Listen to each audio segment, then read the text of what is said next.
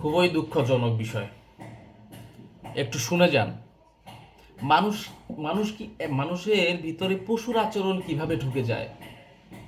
একটা মানুষ কতটা খারাপ হলে একটা বাচ্চা, সে প্রতিবন্ধী, তার কোনো একটা সমস্যা আছে, সে প্রতিবন্ধী, এই বাচ্চাকে মেরে পানির ট্যাঙ্কির উপরে, অর্থাৎ ছাদের মধ্যে পানির ট্যাঙ্কি, যে পানির ট্যাঙ্কি থাকে নিচে, দেখেন ভিডিও ছবি দেওয়া আছে, এই পানির ট্যাঙ্কির ভিতরে কি করছে?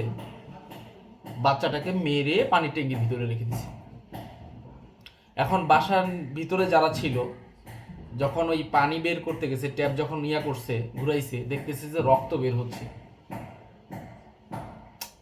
এই এই ঘটনাটা যদি আপনাদের ওইখানে ঘটতো কেমন লাগতো বলেন?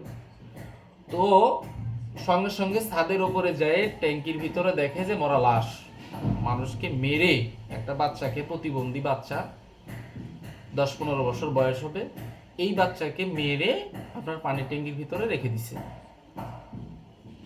প্রতিবন্ধী মানে শত্রুতা থাকতে পারে একটা মানুষের, শত্রু হইলেই কি তার সাথে এরকম ব্যবহার করা যাবে? আর প্রতিবন্ধী মানুষ, তার সাথে কিসের শত্রুতা?